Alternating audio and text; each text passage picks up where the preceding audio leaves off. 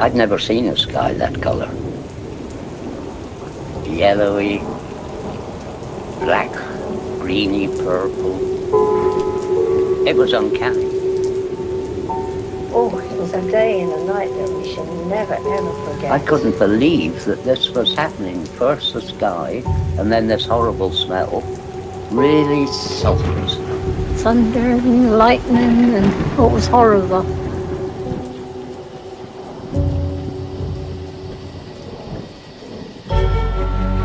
We're in very great danger from the pollution that's coming down over us. And we've been led astray by the military-industrial complex. Dangerous chemicals over us from Is the government experimenting with our weather? That's the question at the heart of a phenomenon called chemtrails, now getting widespread attention. Millions of tons of toxic poisons released by planes as part of the government plot to affect climate change. The government is up there in airplanes spraying all kinds of chemicals to change or manipulate the weather, leaving what you see there, and they call that a chemtrail. Geoingineriei. They say it's poison in the soil. Tests show high levels of these chemicals in our rain and soil. Using planes to spray chemicals into the atmosphere to manipulate or control rays.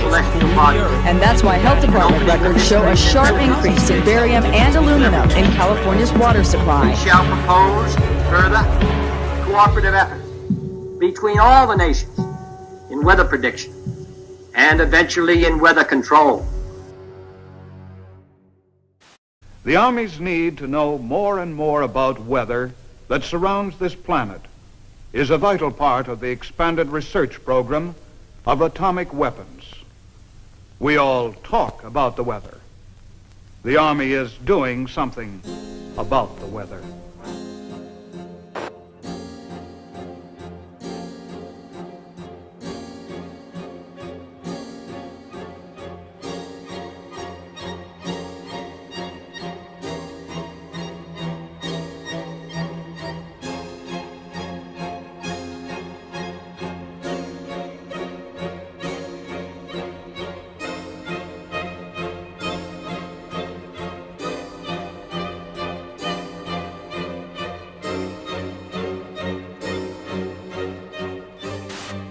I would like to take you into the laboratory and show you a few of the experiments that led us to our outdoor experiments in converting clouds into snow. Using our home freezing unit, such as this, we can form supercool clouds just like those in the natural atmosphere by taking a tiny piece of dry ice such as this and scratching it so a few tiny fragments fall into the supercool cloud. Long streaks develop. The particles grow very fast. They grow about 1 billion-fold in volume in a few seconds. Many millions of snow crystals form, and we get the same effect as is produced by dry ice. Dry ice is not particularly important as far as the fact that it's CO2. It is primarily important because it's colder than minus 35 degrees centigrade. This is a picture of the first cloud that we seeded back last November. Flying in a small Fairchild plane, and putting dry ice from a small dispenser in the bottom of the plane, and within minutes saw long streamers of snow falling from the base of the cloud and evaporating into the drier air below. Under many conditions, of course, full-fledged snowstorms will be produced in this way. Nature at last has permitted to do a little something about the weather. Using Schaefer-Langmuir techniques, the Army Signal Corps and Office of Naval Research began conducting many of these experiments. In 1947, Project Cirrus expanded to test cloud seeding on a hurricane traveling eastbound 350 miles off the coast of Jacksonville, Florida. They dropped 80 pounds of dry ice into the raging storm, only to realize that the hurricane suddenly changed direction and began traveling back towards the United States. Savannah, Georgia was hit by record-breaking winds of up to 85 miles per hour. More than 1,500 people were left homeless, and at least 2 people died. The total damage was reported in the millions of dollars, and the project and its participants were blamed for what happened. On the night of the 15th of August 1952, the worst flood in British history swept through the tiny seaside village of Lynmouth. 90 million tons of water devastated the area, killing 35 people and leaving over 400 homeless. 40,000 tons of boulders were dragged off the moors, destroying houses and cars. Reporters spoke to squadron leader Len Otley. He confirmed that he worked on Project or Operation Cumulus, which was also referred to as Operation Witch Doctor. What's more, in mid-August 1952, Alan Yates, a lecturer at Cranfield School of Aeronautics at the time, was asked to take part in cloud seeding experiments. According to Yates, the artificial rain fell over Lynmouth and washed the village into the sea. Newly declassified documents prove that Project Cumulus was indeed going on the day of the flood that year. Project Skyfire, a U.S. forestry research operation concerned with the study of lightning in all of its manifestations. Project Skyfire is aimed at lightning fires in western Florida. In detail, the manner in which your work involves you in the dispersion of clouds, which happen to have some effect on, or rather bring about thunderstorms or what have you. Could you tell our audience something about that type of work? Laurie, we're conducting experiments in cloud seeding aimed at determining whether or not weather modification techniques might possibly prevent lightning fires. We carry this work on by seeding clouds with silver iodide nuclei. We disperse silver iodide from specially developed generators located either on the ground or on aircraft. Our experience has been that we can do the best job through aircraft seeding.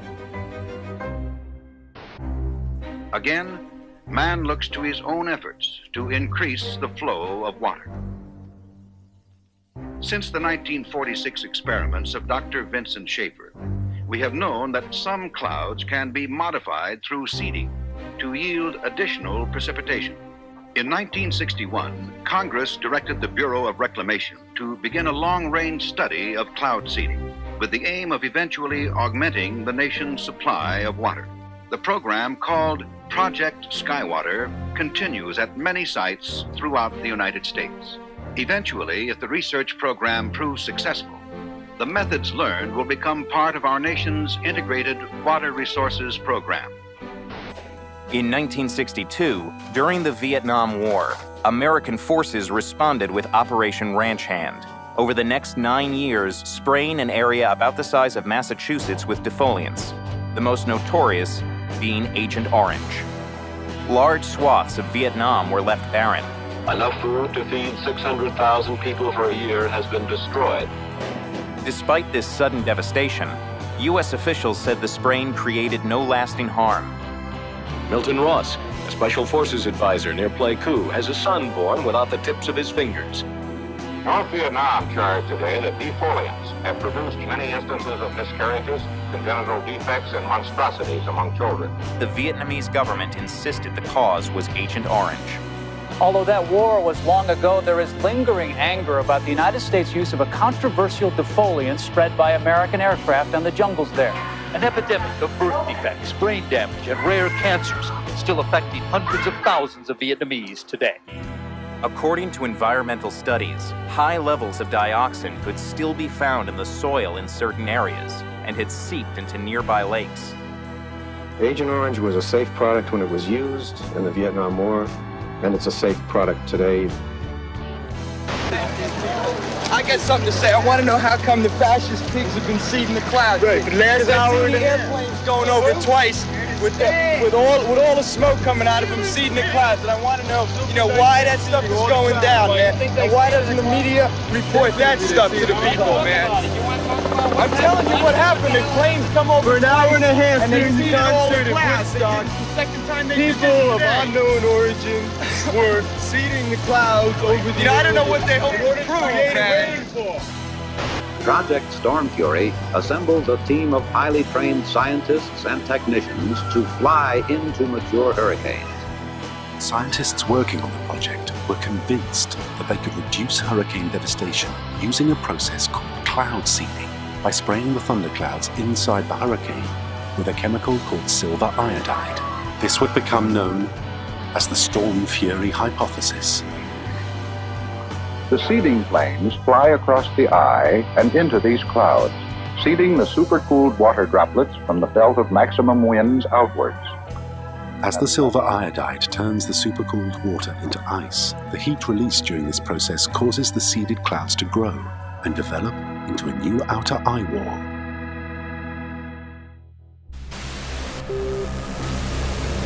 At that time, the United States Army were in Vietnam. Pierre Saint-Amand was part of the team assembled in a top-secret cloud seeding operation known simply as Project Popeye.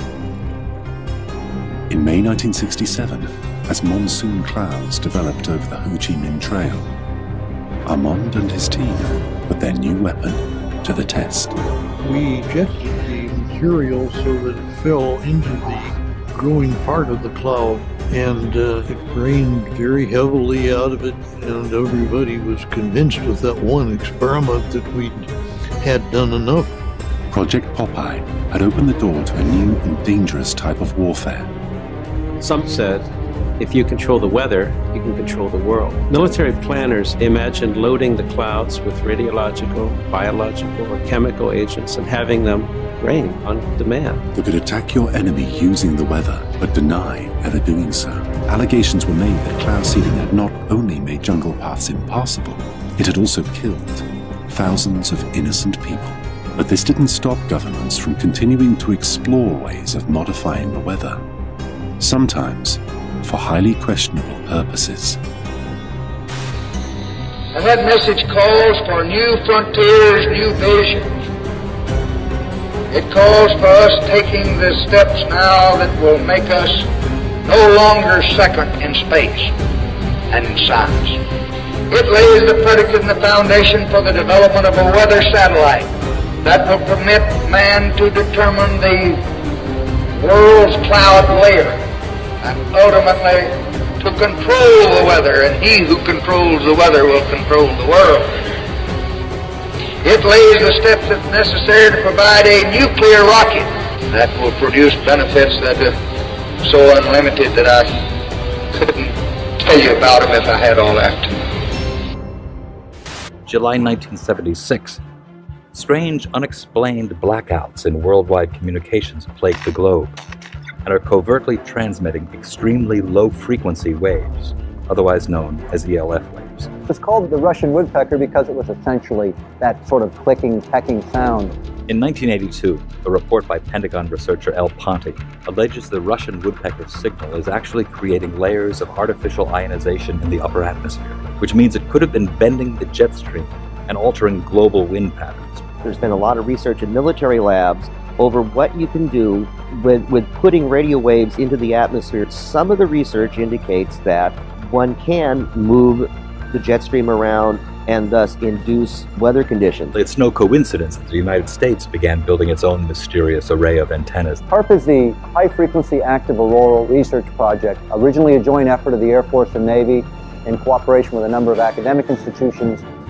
Of 180 antennas, approximately 72 feet tall, linked together to function as one giant steerable antenna. Steerable because it can aim millions of watts of ELF waves into one tiny patch of the atmosphere. HAARP is one of several ELF wave transmitters located all over the globe.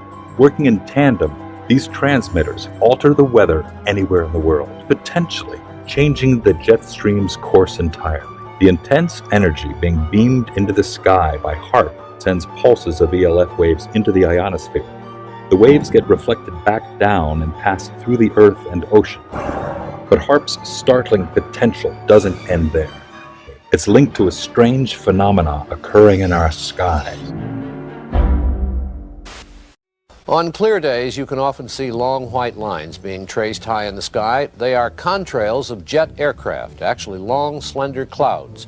Weathermen are finding them especially fascinating because a theory is being developed that those long white lines may be changing our weather for the better. Details from Roger O'Neill. The exhaust from jet engines, usually seen as long, thin trails of white clouds behind high-flying jet airplanes, may be a big reason why there are 30 fewer days of sunshine a year in the Midwest now than there were in 1900. The daily range between high and low temperatures has also narrowed. In the absence of natural clouds, given the correct atmospheric conditions, jet aircraft in high frequency can almost completely cover the atmosphere with clouds. No one is trying to make clouds now using jet engines, but this study suggests that jet travel is inadvertently making our days more cloudy. And someday, weather researchers may be able to use jets on purpose to change our weather. Roger O'Neill, NBC News, Champaign, Illinois. And finally, a federal report today predicted possible catastrophic warming of the Earth by the 1990s with the strong climate change. Hurricane Gloria is moving on the East Coast tonight like a monster out of a science fiction film. 3,000 homes went underwater, and of those, almost 900 were destroyed. From 1987 through 1992, California experienced the most severe drought in the state's history. According to NOAA, an anomaly occurs in the jet stream. The winds appear to change direction, blowing east to west instead of west to east, indicating the jet stream coming into the west is suddenly much weaker than normal, causing a drought. By 1995, the jet stream returns to normal.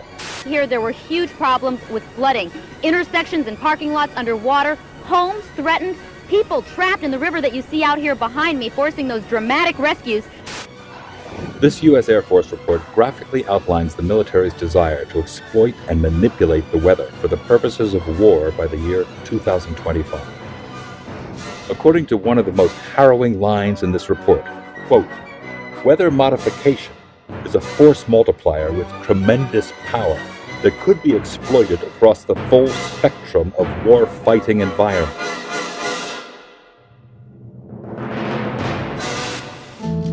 Man-made global warming is no longer just a theory about climate. It is the defining moral and political cause of our age. It is presented in the media as having the stamp of authority of an impressive international organization, From the IPCC, the United Nations Intergovernmental Panel on Climate Change, or IPCC. I've often heard it said that there is a consensus of thousands of scientists on the global warming issue and that humans are causing a catastrophic change to the climate system. Well, I am one scientist, and there are many that simply think that is not true. The final conclusions are politically driven. This claim that the IPCC is the world's top 1,500 or 2,500 scientists, you look at the bibliographies of the people and it's simply not true. There are quite a number of non-scientists. And to build the number up to 2,500, they have to start taking reviewers and government people and so on, anyone who ever came close to them. And none of them are asked to agree. Many of them disagree. Those people who are specialists but don't agree with the polemic and resign, there have been a number that I know of. They are simply put on the author list and become part of this 2,500 of the world's top scientists. People have decided you have to convince other people that since no scientist disagrees, you shouldn't disagree either. Climate scientists need there to be a problem in order to get funding. We have a vested interest in creating panic because then money will flow to climate science. It's become a great industry in itself. And if the whole global warming farrago collapsed, there'd be an awful lot of people out of jobs and looking for work. There's one thing you shouldn't say, and that is, this might not be a problem. If you go to page 119 of the president's budget, he's anticipating generating $646 billion in new tax revenue from this bill.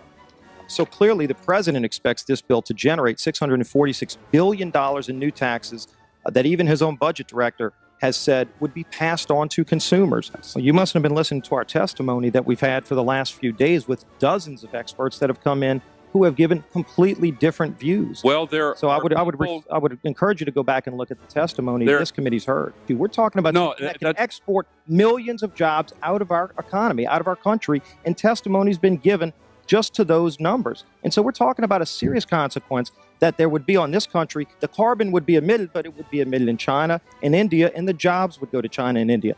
Do you want to man-made global warming pollution causes global warming. It's my understanding that back in 1997, when you were vice president, Enron's CEO, Ken Lay, was involved in discussions with you at the White House about helping develop this type of policy, this trading scheme. And is that accurate? Is it inaccurate? It's been reported. I don't know, but I met with Ken Lay, as lots of people did, before anybody knew that he was a right. crook. And clearly, you can see why so many of us are concerned about turning over this country's energy economy. I didn't know him well enough to call him Kenny Boy. You knew him well enough to help devise this trading scheme, and obviously we know what Enron and these big guys on Wall Street like Goldman Sachs, and I know you've got interest with Goldman Sachs. No. These people, well, that's been reported. Is that not accurate? No, I wish I did. I'm saying that there are going to be big winners and big losers in this bill. And I think that should be noted, that companies like Enron helped come up with this trading scheme that would Enron. I don't know if this is true or not, that some scientists are trying to figure out a way to block the sun to try to slow down global warming.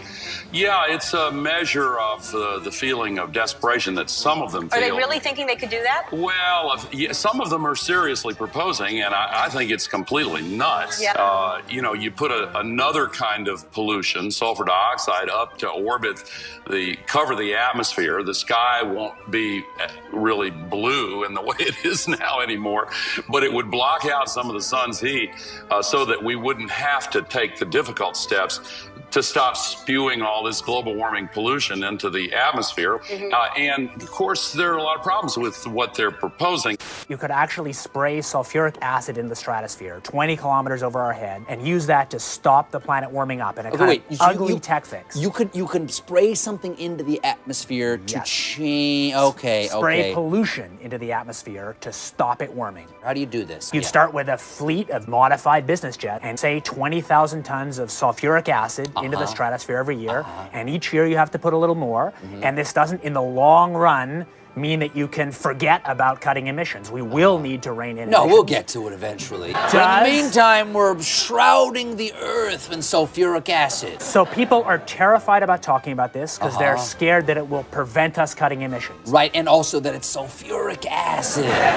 We put 50 million tons of sulfuric acid in the air now as pollution, and it kills 1 million people a year worldwide. Okay, but it'll be better if we put more in. We're talking about 1% of that. 1% more, we're just killing 10,000 more people. You can do math. What happens to the sulfuric acid after it's sprayed? Does it just stay up there? No, it rains down, but it's a tiny addition to what we're already doing. Is there any possible way this could come back to bite us in the end? It actually turns out to be an old idea. This was known since President Johnson. You ever look at those planes up there? They have contrails behind them.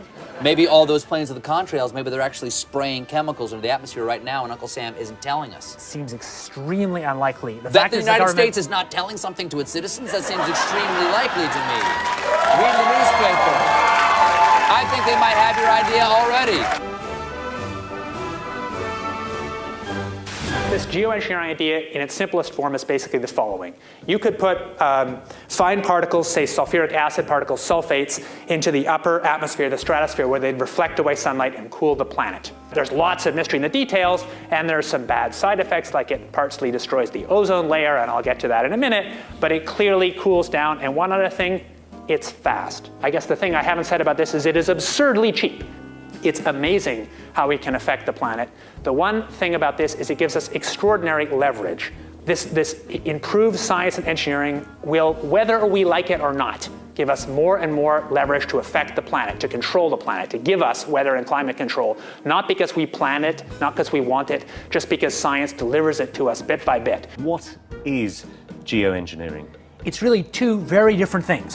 One is ways that we would alter the amount of sunlight the Earth absorbs, and so cool the planet, partly offsetting the effects of carbon in the atmosphere, and that's called solar radiation management, or in some technocratic way, SRM. And the other one is to take carbon out of the atmosphere, so-called carbon dioxide removal. Before we get on to solar radiation management, let me ask you about the carbon dioxide removal.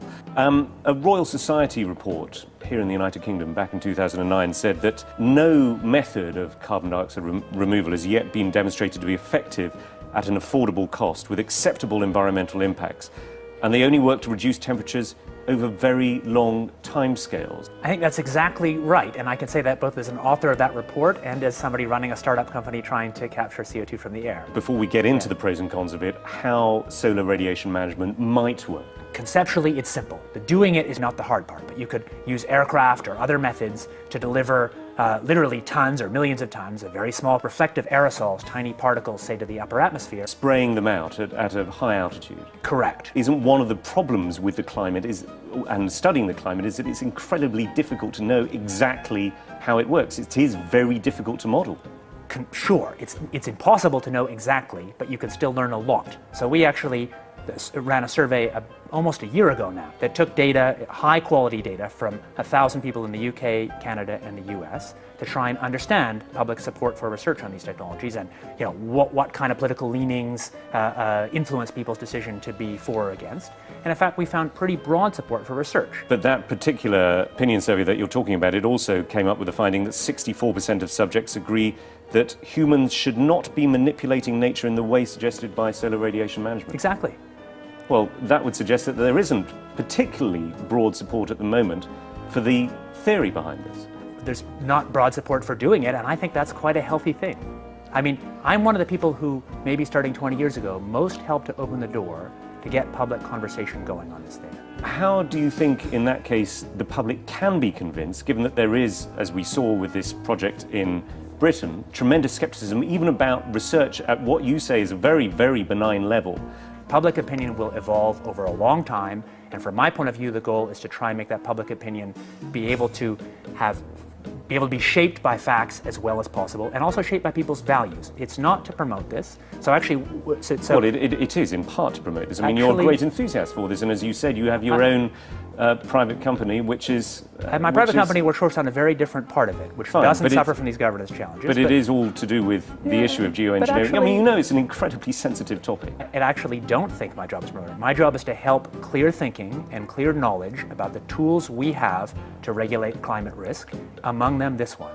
And I'm perfectly prepared to find that results show that we should never do this. So if it works, and again, we don't know it does, it provides some protection in the near term.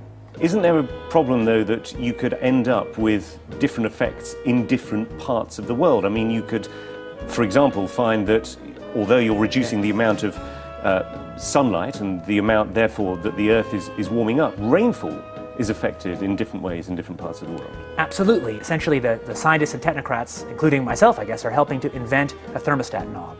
But it's much easier to invent the knob than to figure out who should be in charge of it in a world with many states. No, indeed, and I want to come on to the governance, but I want to ask specifically about the science of this, which is how far can you tell whether the effects of solar radiation management are then going to cause perhaps a catastrophic loss of rainfall in a certain part of the world. At the moment, it seems to be hazy, this. I think it's not as hazy as that. So using exactly the same climate models as we've used to estimate the problems with CO2 in the atmosphere, the underlying climate problem, we've applied those same models and same techniques to look at this.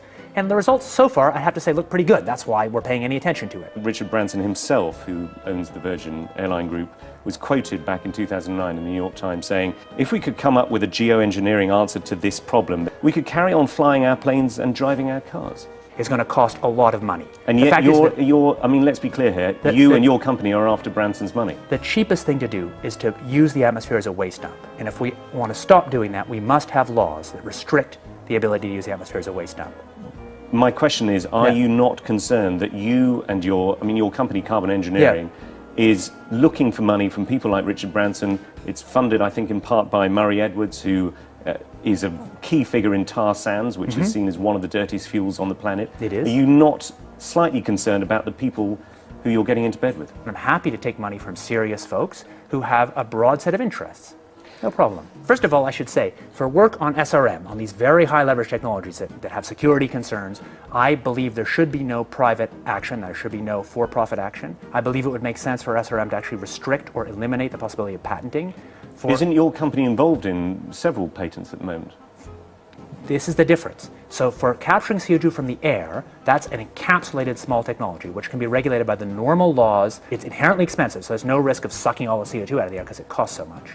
Any technology you have that removes CO2 will have local risks, maybe unacceptable risks, but those risks can be managed by the normal local risk management we have. So I think that I'm happy to see private action on cutting emissions by making solar power or electric vehicles or capture from air. I'm not happy to see public action on technologies with this huge leverage, like putting particles in the stratosphere. I'll tell you a little bit about some new work we've been doing, thinking about how you actually might put aerosols in the stratosphere. The novel method we've been thinking about, or it's not novel at all, it's actually exactly what happens from aircraft contrails, is that we put a condensable, a few megatons a year of sulfur would be enough to produce sort of 4 watts per square meter radiative forcing directly out of the back of an aircraft. There's a huge literature in the nanofabrication world about making fine particles from low vapor pressure gas, and there's nothing very hard in terms of aircraft engineering. If you go to aircraft engineers, and we've done this, they say that would be easy, we could do this if you want us to. We've mostly thought about sulfur, and there's a lot of good reasons to think about sulfur, because sulfur's what nature does, at least in this version of the model, is if you put sulfur in continuously, you actually get a remarkably ineffective result. Nevertheless, there might be some good reasons to think about alumina. The big deal really is that alumina has 4 times the volumetric rate as sulfur, but roughly 16 times less the coagulation rate. So you could get away, we think, with much smaller mass flow. The little picture is from a nanofabrication study, which shows you can make high-quality alumina particles just by spraying alumina vapor out, which oxidizes. So it certainly seems pretty cost-effective and easy to do this with aircraft that are not very different from conventional aircraft. High-class business jets like the Gulfstream have wing designs that are very efficient. So with slightly different engine choices, they can easily deliver large weights up to sort of 20 kilometers or a little higher. And you could do that by either building new versions of these aircraft or even re-engineering existing aircraft. We have engineering firms that can do it. So you go to an engineering firm and you want this done. They don't say this is hard or unusual. They say, okay, yes, we could do it. Once you realize you can make things by direct condensation from vapor, then all sorts of different compounds are possible. But it's much, much harder to actually figure out the environmental risks and effectiveness of these new methods than it is to cook them up. Aerosol geoengineering looks like it is so cheap that the cost is basically not going to be an issue. That means that implementation decisions will be risk-to-risk decisions.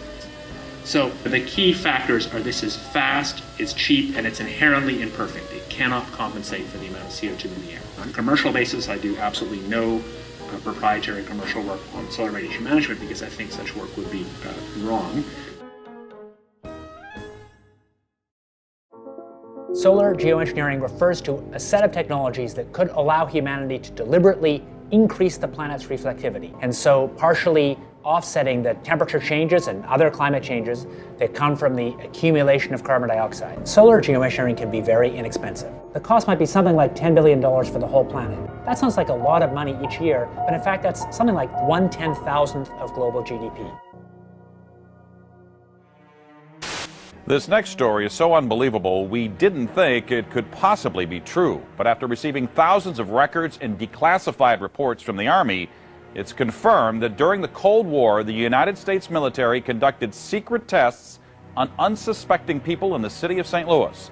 Lisa Martino-Taylor's life work has been to uncover details of the Army's ultra-secret military experiments carried out in St. Louis and other cities during the 1950s and 60s. This study was secretive for a reason. They didn't have volunteers stepping up and saying, yeah, I'll breathe zinc cadmium sulfide with radioactive particles. These Army archive pictures show how the tests were done in Corpus Christi, Texas in the 1960s. In Texas, planes were used to drop the chemical, but in St. Louis, the Army placed chemical sprayers on buildings and station wagons. City officials were kept in the dark about the tests. The Cold War cover story was that the Army was testing smoke screens to protect cities from a Russian attack. Clearly, they went to great lengths to deceive people. By making hundreds of Freedom of Information Act requests, she uncovered once classified documents that confirmed the spraying of zinc cadmium sulfide. The greatest concentration of this compound was sprayed near the Pruitt-Igoe housing complex just south of downtown St. Louis.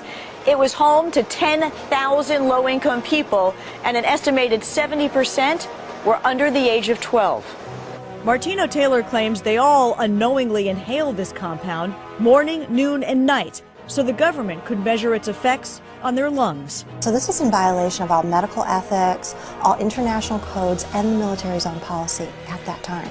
And Venezuelan leader Hugo Chavez has once again accused the United States of playing God. This time it's Haiti's disastrous earthquake that he thinks the U.S. was behind. Spanish newspaper ABC quotes Chavez as saying that the U.S. Navy launched a weapon capable of inducing a powerful earthquake off the shore of Haiti. He adds that this time it was only a drill, and the final target is destroying and taking over Iran. A wild accusation from Iranian President Mahmoud Ahmadinejad. He says Western countries are causing drought in certain parts of the world, including Iran. He says they're using high-tech equipment to drain raindrops from clouds. He basically says European countries are stealing rain from Iran for their own use. You know, they were talking about climate change yesterday, and now we're learning that scientists and researchers are looking at how to change the weather on purpose. That's right. Lasers now could one day manipulate rain and lightning. That's right. Well, as Mark Twain once famously said, everyone complains about the weather, but no one ever does anything about it. Well, instead of doing a rain dance, we physicists are firing trillion-watt lasers into the sky to actually precipitate rain clouds and actually bring down lightning bolts. When you have water vapor and you have dust particles or ice crystals, you can precipitate rain. It condenses around the seeds. These seeds can also be created by laser beams. By firing trillion-watt lasers, you rip apart the electrons, creating what are called ions, bringing down rain and even lightning. So I remember reading the stories that China had used this during the Olympics, that the USSR had used this after Chernobyl to create rain clouds. I mean, did those really work then? We have some of these capabilities now? Inconclusive. Even in the 60s, the CIA used this to bring down monsoons during the Vietnam War. Governments have been playing with this thing. Alleged to. Alleged to, right. Yeah. Now, we realize that for decades now, these governments have been alleged to have experimented with weather control, but nothing conclusive. We're actually using trillion-watt lasers now. They precipitate rain out of water vapor.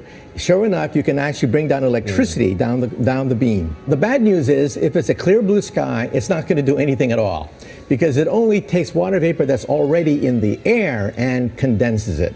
However, you name it, outdoor events and agriculture and flooding and even hurricanes, all of them could be subject to weather modification. Terrorists no longer the CIA's only priority. The U.S. intel agency now investing in weather?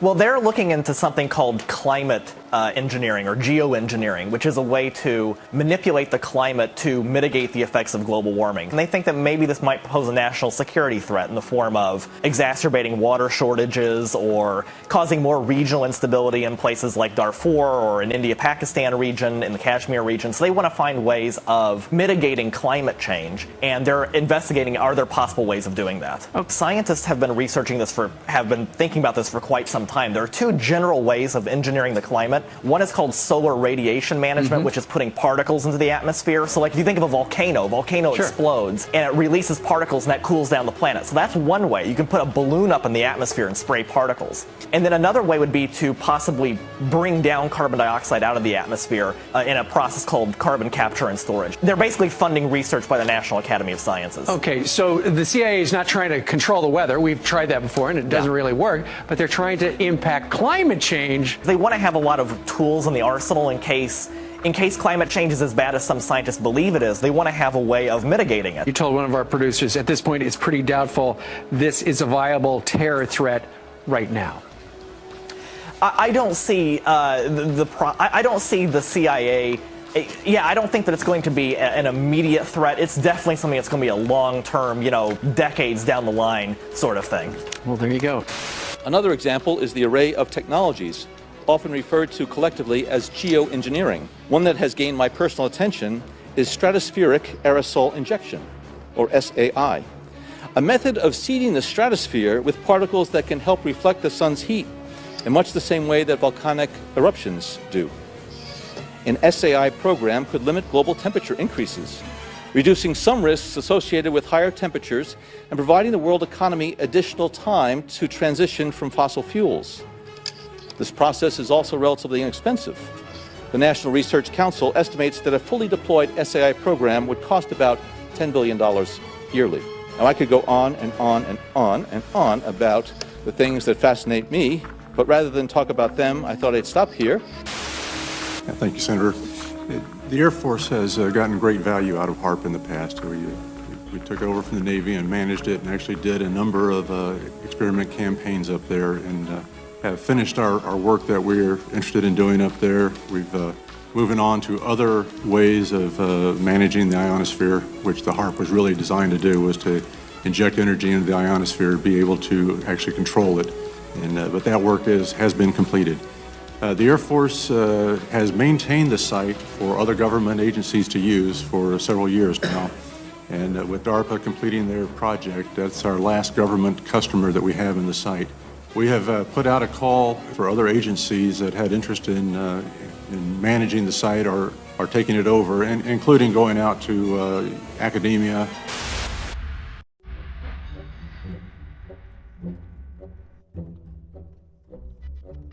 International corporations are modifying our weather all the time, and they're modifying it in ways that cover thousands and thousands of square miles. Programs are impacting microclimates needed for our crops to survive and needed for pollination. The other issue is that a lot of times we're talking about mitigation for climate change. It's rather an undefined term at this period of time. And so what happens is that many times we're talking about artificially putting chemicals like sulfur or particulates into the atmosphere in what they call geoengineering schemes to reduce, supposedly, global warming.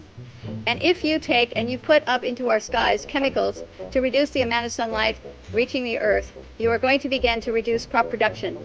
Without the process of photosynthesis, whereby plants from direct sunlight gain the energy to grow, to produce crops, we are going to find ourselves, if we mitigate in that direction, impacting the crop production not only here in the United States, but worldwide. What you're seeing now, a lot of times many scientists know, especially at NASA and in other areas, that the skies that we're seeing are not normal cloud formations.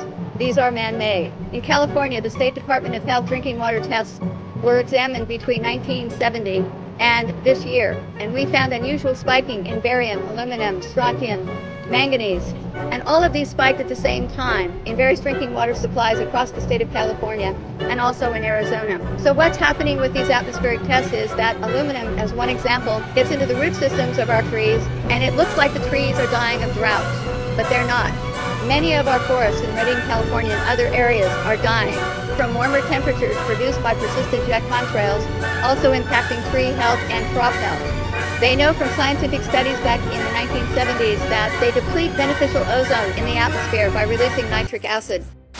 The death dumps, otherwise known as chemical trails, are being dropped and sprayed throughout the United States, in England, Scotland, Ireland, Northern Europe, and I have personally seen them not only in the United States, but in Mexico and Canada.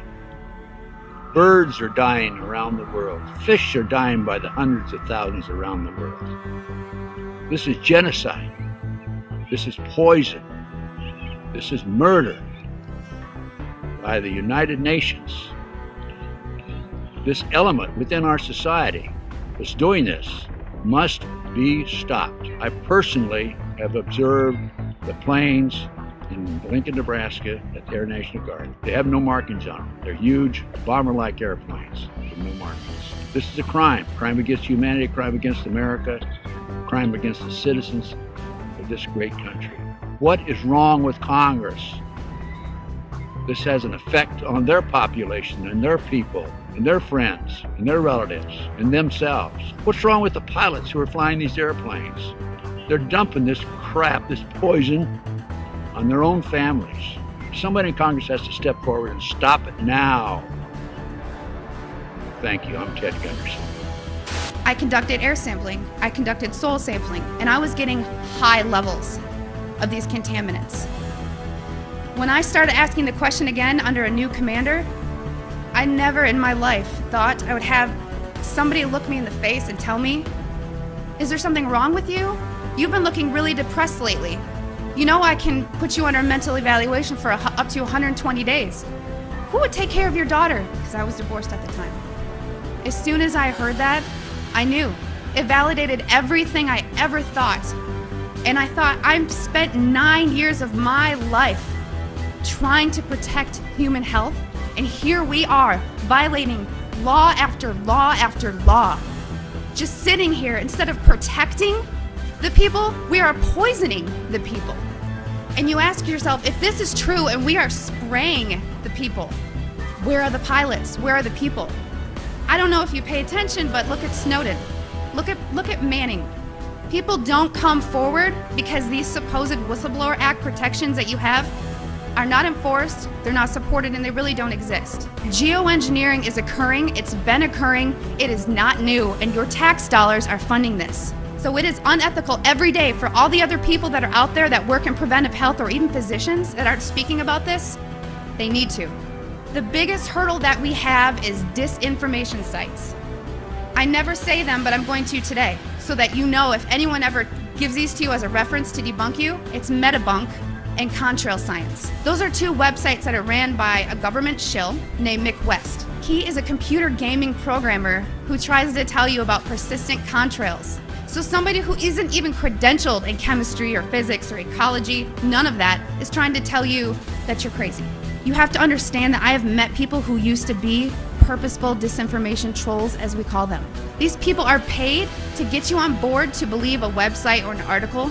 So I just want everyone to know and understand that of all things, of all the freedoms that we are losing, geoengineering is the #1 issue that we are facing.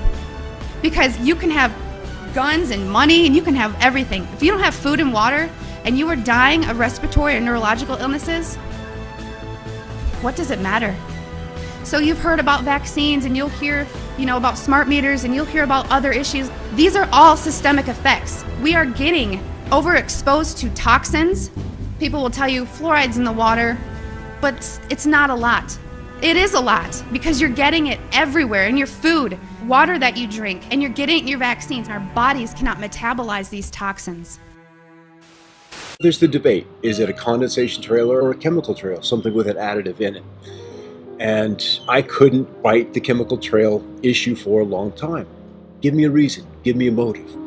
And so I started time-lapsing the sky. And there was this one day where I saw a series of planes go by, but one trail persisted and the others didn't.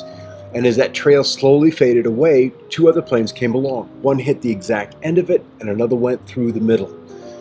How could these planes be aware of, or better yet, even be remotely concerned with what's going on with the debris from another plane?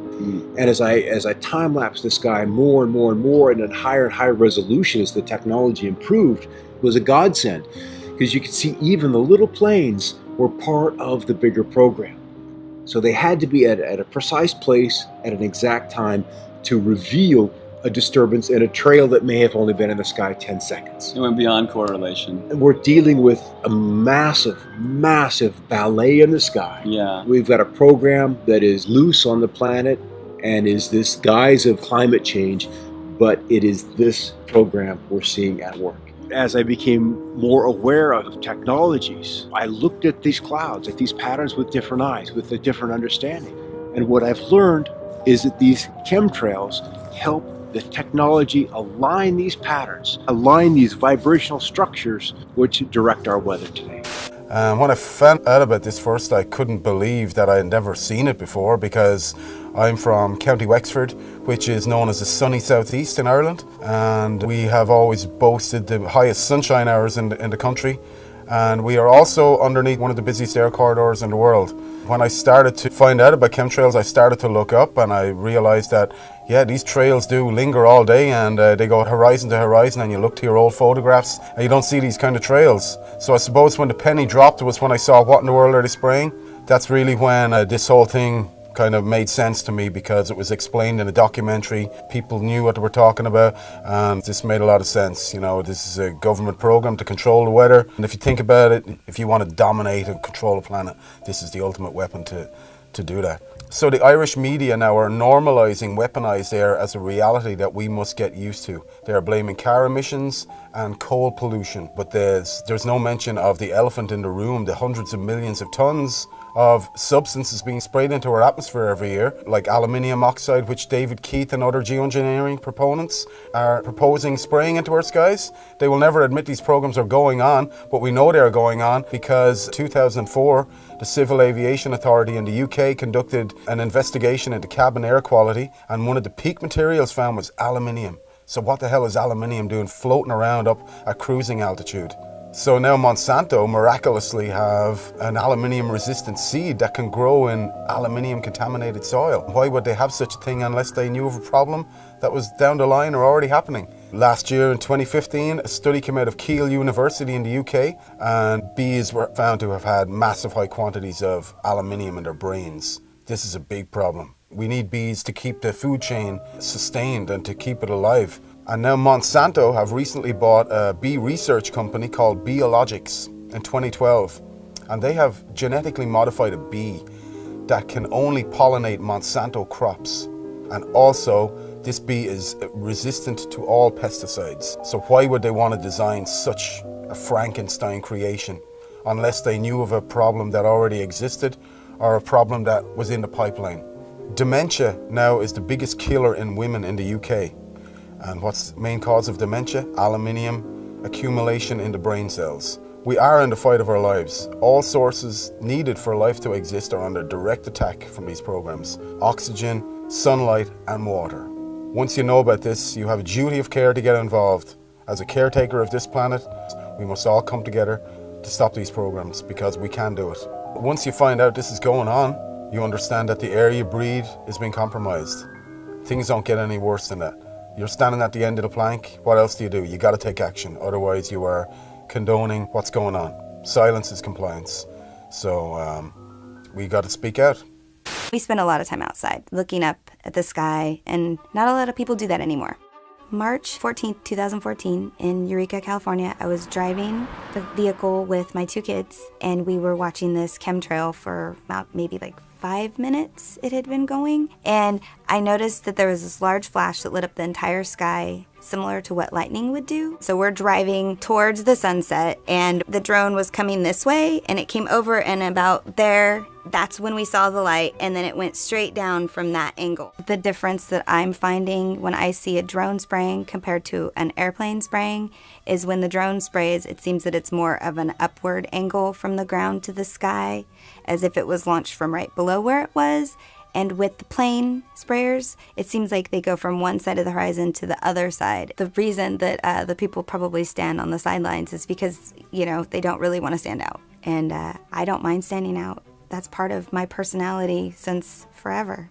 So, everybody's in their car looking down, watching the news. I'm outside, looking up. I've become aware, and it seems to me like more people need to be aware or should want to be aware.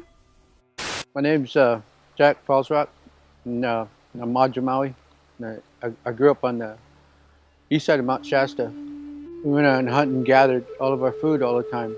That's when I first started noticing that something was wrong with the earth. Then I started seeing things in the sky that was not supposed to be there.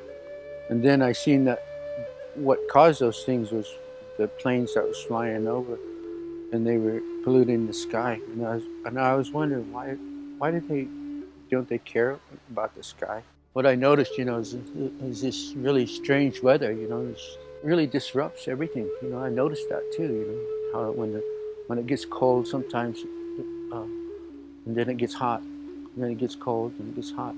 It disrupts this environment here, I mean, anybody that understands when they grow things, they know that the weather can't change like that. You don't have to be a scientist to understand that. And when you disrupt that, when you keep putting these clouds in between the earth and the moon, you're going to disrupt the whole world. You're going to disrupt man, you're going to disrupt all these animals. That's why it's not good to change the weather. The weather's how it's supposed to be. It's like what they're spraying over there with the mosquitoes. They say those things so they can scare people, so they can continue doing that. And that's all they do is scare these people so they can, we gotta do this, we gotta do this. And there's nothing to be afraid of in here. Everything was created beautiful. Are you not happy? Go some other earth. Go over there. Get on your plane and go somewhere else. They stopped spraying the chemicals. we can heal. We will heal ourselves just like the earth will heal. If they stop those, if they stop the chemicals before it's too late. And people really begin to understand, really understand. I know that people accept the sky the way it is now because they're so used to it. And it's really sad. We should stop using all the chemicals that we use and trying to control the things that we shouldn't even control. Quit using the chemicals. Quit using the chemicals in the sky. You're going to wake up one morning and you can't breathe, then what are you going to do? We have freedom of information in both British Columbia and Canada. So I first inquired from the province because I was relatively close to the people there, so I thought I could probably find out more from it than I might from Canada. However, I did get a quick response from the province saying basically they knew nothing about it and they couldn't help me. It took a long time for me to get a response from the federal government. I requested the information through the Freedom of Information legislation in about 2013, I think it was. And it was 2014 in March when I finally got a response. I got 47 pages, of which 10 were blanked out completely, and 6 or 8 had comments, this information cannot be provided for you under section whatever of the Freedom of Information Act. So I didn't get all the information. There's a lot out there that they haven't told us. But they told me enough that it basically confirmed for me and for all of those that the report was provided to that yes, it was happening. And I think there needs to be more an awareness among the people. The more we talk about chemtrails, what's happening, we're being rained upon with aluminum, barium, strontium, all of that, and the effects, of course, we're feeling here as well. It's recognized in a report from the federal government of Canada that this will affect geoengineering, as they call it, chemtrails, solar radiation, whatever you want to call it, will affect climate. It's reflecting back the sunlight, but it also recommends or recognizes in the report that it's going to have different effects in different places. The moment governments admit that this is happening because of what it is they're doing, there's a liability, there's a responsibility, and that for them is a problem. So as long as the people are relatively quiet and they're more interested in a football game, a baseball game, or whatever it is today, as I said earlier, create an awareness. And I point to the sky every time I see the chemtrails, and whomever with me will know that those are chemtrails. If I'm not doing it, my wife will certainly do it. Lillian points it out every time to everyone, and that needs to happen. I guess for the most part, the populace still thinks that governments can't do that to us. It's impossible, but it's happening. Mm-hmm. If the government came out, or the bureaucracy or whatever came out and said, we're very involved in genetically modified foods, or we're creating chemtrails, which means that you're being rained upon with aluminum or whatever, that would probably not go over too well. That would be politically very unpopular. You would have an outcry, you would have a protest, you would have a mini revolution. So they're going to try and keep it down as much as possible.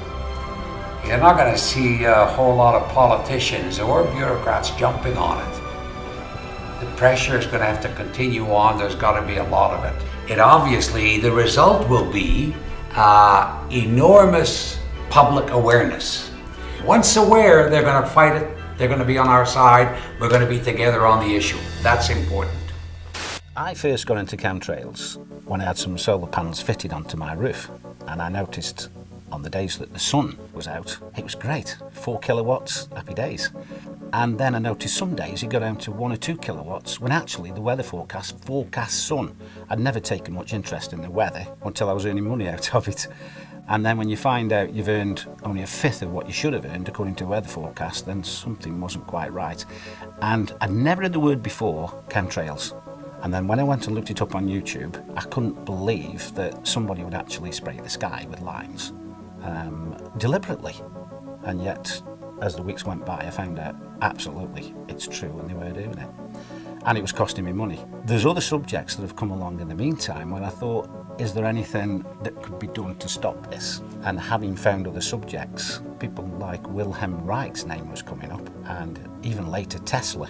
Wilhelm Reich, very, very clever person in as much that he realised there's an energy in life that's very, very powerful and important and is related to good health. And after many years of investigation, he found out there were some fantastic properties to this, and he called it orgon, which is related to ether. Other people came along, people like Trevor Constable, who looked at generating and changing the weather with certain pieces of equipment. And this isn't the use of chemicals, this is actually the use of equipment which reacts with ether, and it's perfectly 100% natural. Wilhelm Reich actually found out there was amazing cures with ether, and one of them was cancer. He actually cured the people that the hospitals discarded and put them on the scrap heap basically and says, we can't cure you. And Wilhelm Reich virtually cured every single one of them. He understood what ether was about. And how he found out about the cancer is that when you change the frequencies of DNA, the DNA loses all its instructions. And that means that the DNA grows distorted and it can't grow the way that it should grow. In other words, if it's part of your skin or it's supposed to be part of your kidney, it grows into a deformed piece of the body that shouldn't even be there. But by correcting the frequency, the DNA goes back to grow how it should do. And that's one of the amazing things he was working on. Tesla proved beyond any shadow of a doubt that he can actually tap into the energy which is already there. And what I mean by that is when you have two opposing potentials, you can tap in the difference between the two potentials, and that's your energy that you're actually creating. Now, Tesla said something that I thought was very interesting. I only found this out recently. He talked about ether, and he made this statement that ether controls magnetism, electricity, and all energy. Now, to actually come out and say that, he must have had some basis as to why. We know that Tesla based all his works on facts and many, many experiments. And of course, we use many of Tesla's technology today, both in electricity, magnetism, etc. And so we're in a position now where we're looking at equipment that Wilhelm Reich manufactured and made. We're looking at the way that he used it and he generated it. Now, Wilhelm Reich, he actually was called into places like California when it hadn't rained for months and months. In fact, some of these poor farmers were going bankrupt. He actually went to a place where it hadn't rained for many years, and after about 6 weeks, he did start to develop a very small amount of rain, but a moisture came into the area where all the plants started to flourish. According to what his daughter said, that area continued to flourish for another 50 years. The other thing that Wilhelm Reich noticed is the texture of the rocks changed from being crumbly to having some body back to it again. So when we talk about ether, we're not talking about just weather modification or health to the body. Ether must be some kind of energy which controls, as Tesla said, everything. It's like the link that ties and controls everything together, whether it's energy, magnetism, or electricity. I would love to be able to use ether to bin 1, 2, 3, 4, 5,000 square miles of chemtrailing. That would be fantastic. Before they use it for all the other agendas. And if we could do that, happy days. Because that's where a lot of people are looking forward to. A day where all this crap is not in their control anymore. And I believe if we could master this, ether will do exactly that.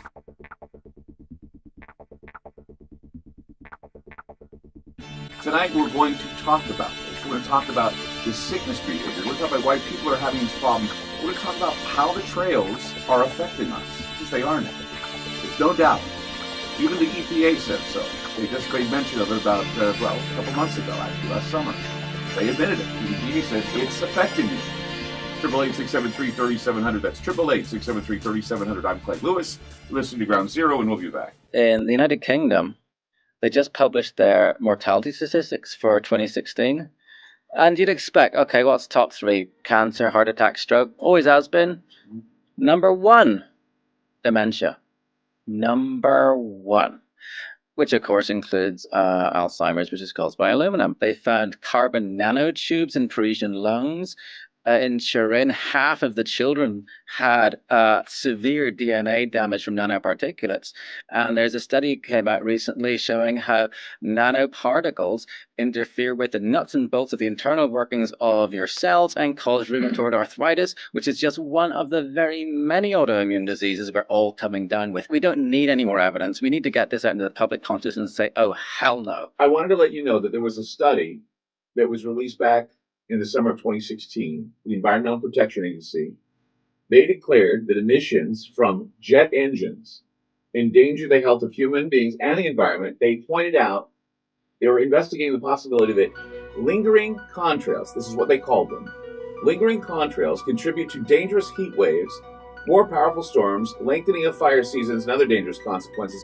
Well, there's a new study about air pollution that's revealing that, once again, the particulate, the aluminum and barium that we talk about in the trails, is creating dementia. For older women, breathing air that is heavily polluted by metals and other sources of fine particulates nearly doubles the likelihood of developing dementia, and the cognitive effects of air pollution are dramatically more pronounced in women who carry a genetic variant known as APOE, that's APOE-E4, which puts them at higher risk for developing Alzheimer's disease.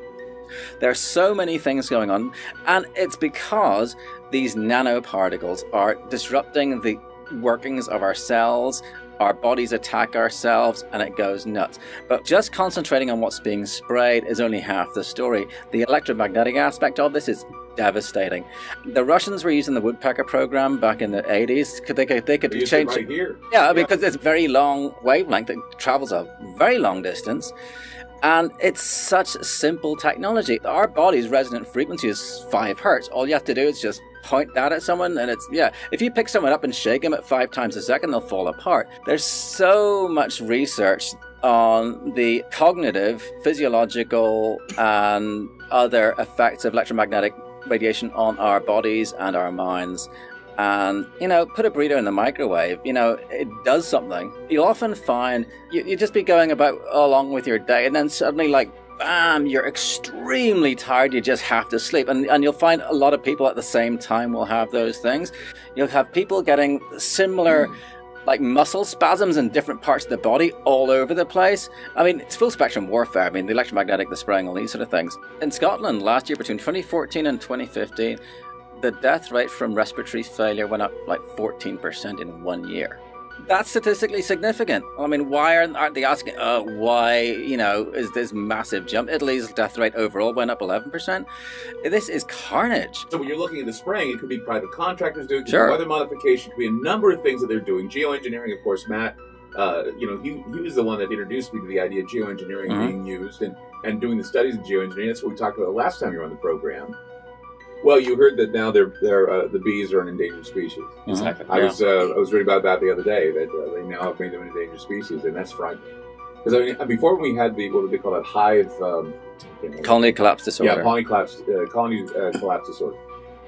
They said the colony collapse disorder could be because of Roundup, Monsanto. You name off all these things.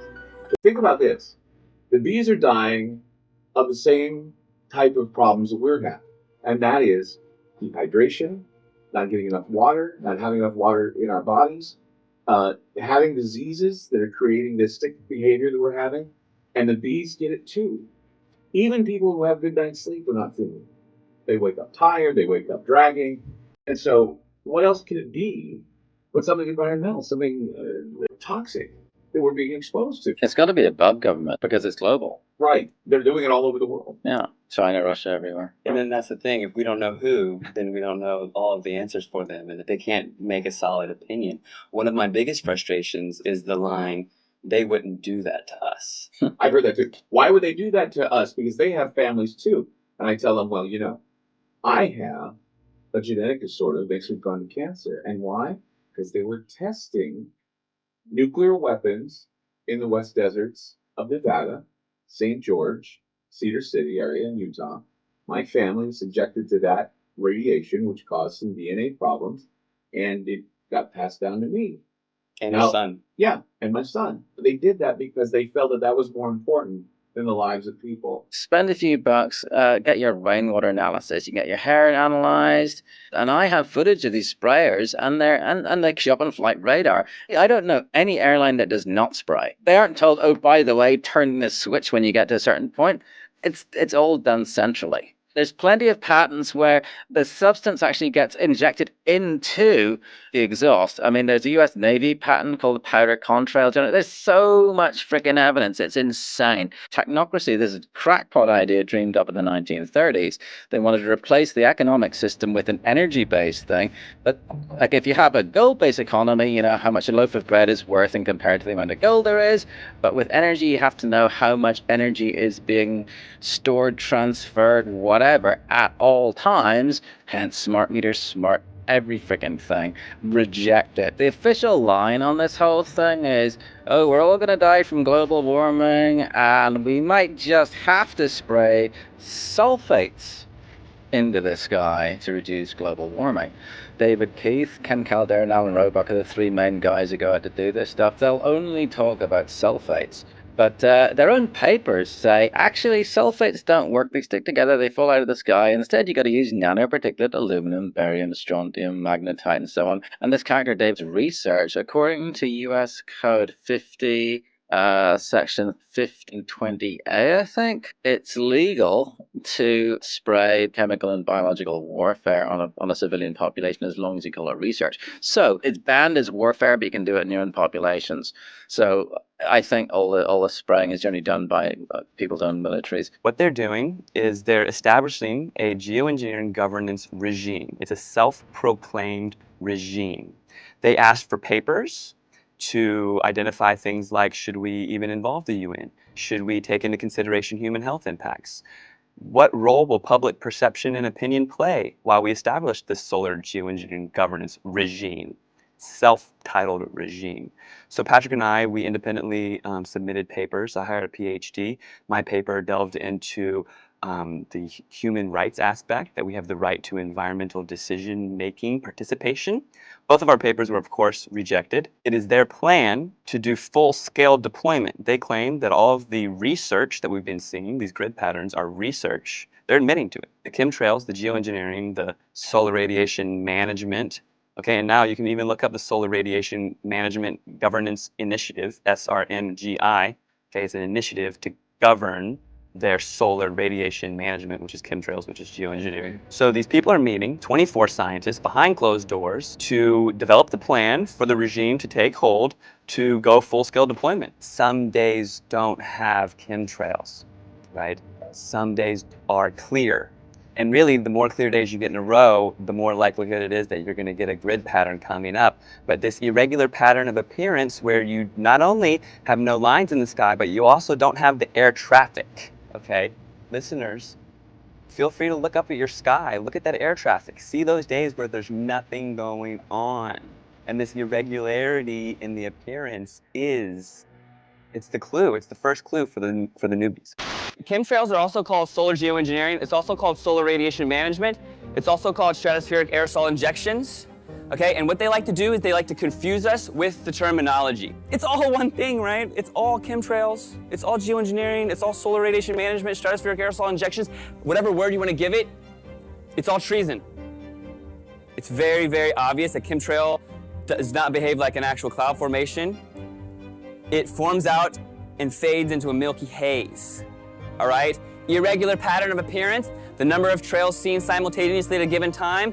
When you're sitting out there and it's a normal day and then all of a sudden a dozen planes show up and grid the sky, whereas you've seen 3 planes all day, something is going on there. That's it. It's that simple. How come all of a sudden all the planes show up at once and zigzag the sky?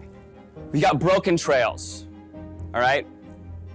Things are going on where they're mixing chemicals in the sky. They're using the atmosphere as a laboratory. That is a quote from NASA. Using the atmosphere as a laboratory. Okay, the exhaust is often coming where the engines are not. Okay, this wakes the people up. In 1983, we had 50 companies, right? 90% of the media. 1983, 50 companies encapsulated the 90% of the media. Now it's been consolidated down to 6 companies. Those 6 companies are owned by just a couple families. Everything is controlled. They hand a script to the entire nation. And your local broadcaster is reading something that was planned to build your mental construct to control the way you think about everything.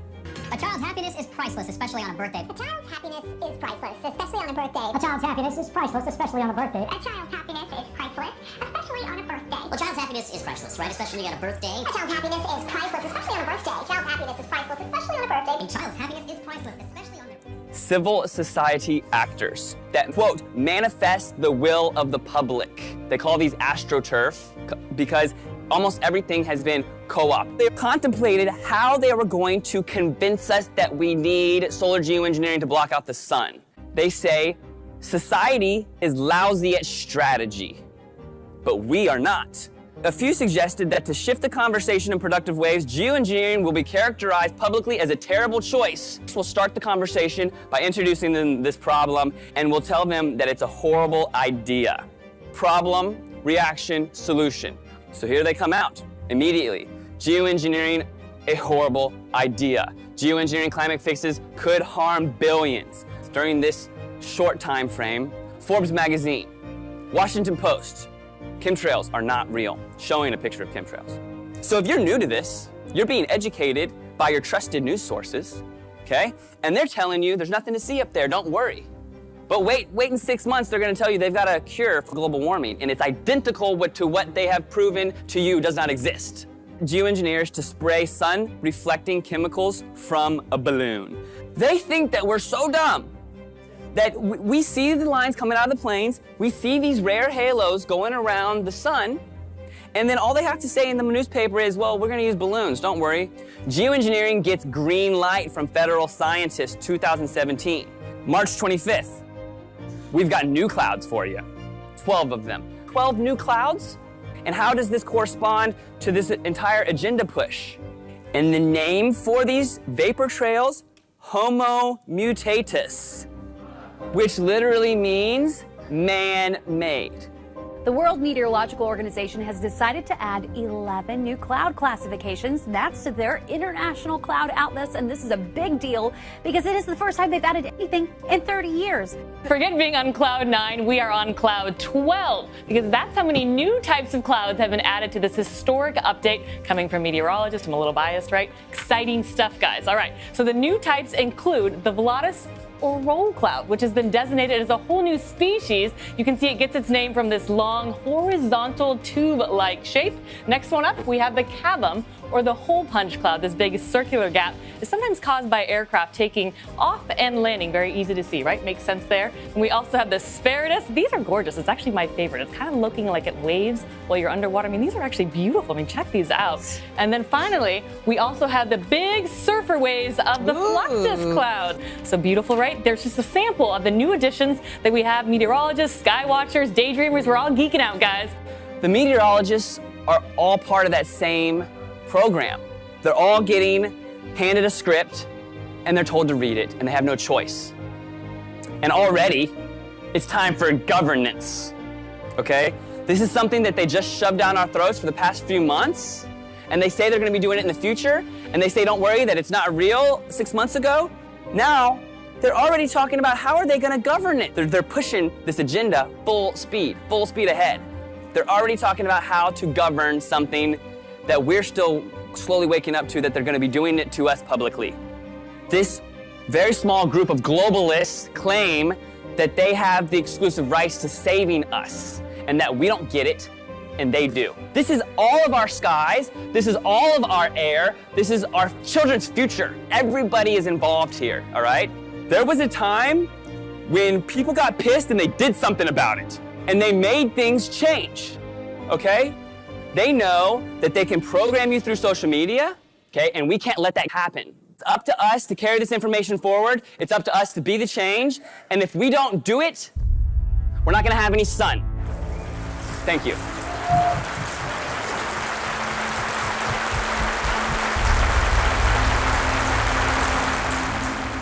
For in the final analysis, our most basic common link is that we all inhabit this small planet. We all breathe the same air. We all cherish our children's futures. And we are all mortal.